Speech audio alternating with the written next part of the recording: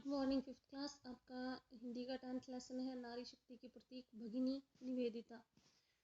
भगिनी का मतलब होता है, अर्थ है भगिनी का बहन। बहन निवेदिता। अपने देश की बहुत कुछ कर गुजरने वाली महिलाओं से हमारा इतिहास भरा पड़ा है, परंतु एक विदेशी महिला ने भारत के लिए जो कार्य किया वह अनूठा है। भगिनी निवेदिता स्वामी विवेकानंद से प्रभावित होकर उनके आह्वान पर यानी उनके बुलाए जाने पर भारत की महिलाओं को शिक्षित करने के लिए भारत आई थी।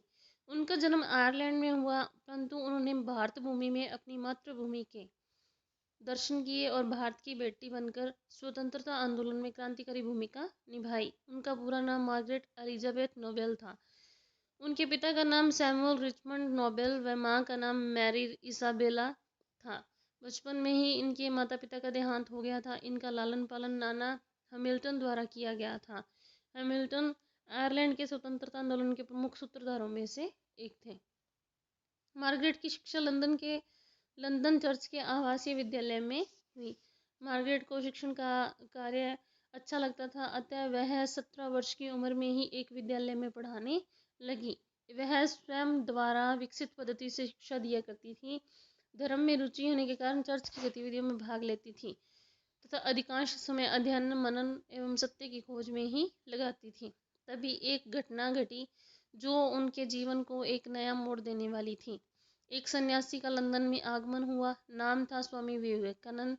स्वामी जी शिकागो के विश्व धर्म सम्मेलन में ख्याति अर्जित कर अपने कुछ मित्रों के आग्रह पर इंग्लैंड आए थे। मार्गरेट को स्वामी जी से प्रथम भेंट यहीं हुई थी। मार्गरेट ने स्वामी जी के प्रवचन सुने, वाद विवाद तर्क वितर्क किया और अपने आप को पूर्ण संतुष्ट कर लेने के उपरांत ही उन्होंने स्वामी जी को अपना आदर्श चुना और स्वामी जी के आग्रह पर उसने भारत आना तय कर लिया। भारत आकर वह अत्यधिक प्रसन्न हुई। वे गंगा के किनारे वेलूर मठ की एक कुटिया में 2 अन्य अमेरिकन महिलाओं के साथ रहने लगी जो स्वामी जी की शिष्याएं थीं। स्वामी जी ने मार्गरेट को नया नाम निवेदिता दिया और आग्रह किया कि वह भगवान व भारत माता के चरणों में अपना जीवन अर्पित करें। भगिनी निवेदिता ने विवेकानंद के उपदेशों को जन जन तक पहुंचाने का कार्य करने के साथ साथ कलकत्ता में लड़कियों का एक स्कूल भी आरंभ किया। वह छोटी लड़कियों को पढ़ाने लिखाने के साथ साथ मिट्टी का काम, चित्रकारी का काम आदि भी सिखाया करती थी। जब कलकत्ता में महामारी फैली तो निवेदिता ने टोली बनाकर दिन रात भूख प्यास की चिंता किए बिना रोगियों की चिकित्सा, सेवा, सफाई आदि कार्य कर पीड़ितों की मदद की। उन्होंने अंग्रेजी समाचार पत्रों में अपील प्रसारित कर मदद मांगी। वह धन संग्रहण किया। वह लेखन कला एवं बोलने में निपुण थी। इस क्षमता का उपयोग कर वह अपनी बात बड़े बड़े समूहों तक पहुंचाने में सफल रही। निवेदिता ने जब अंग्रेजों का भारतीयों के साथ बर्बरतापूर्ण व्यवहार देखा तो वह पूर्ण ताकत के साथ भारत की स्वतंत्रता की लड़ाई का समर्थन करने लगी। उन्होंने बंगाल विभाजन का विरोध किया। उन्होंने जगदीश चंद्र बोस की उपलब्धियां विश्व पटल पर रखी और महर्षि अरविंद के जेल जाने के बाद उनके कर्मयोगी पत्र के लिए संपादकीय लिखने का कार्य भी करने लगी। उन्हें भारतीय स्त्रियां अधिक प्रभावित करती थीं।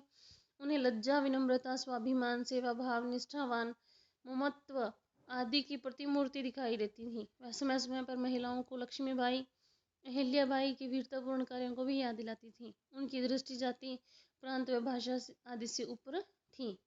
भगिनी निवेदिता ने भारत को अपनाने के बाद कभी भी अनुभव नहीं होने दिया कि वह एक विदेशी है।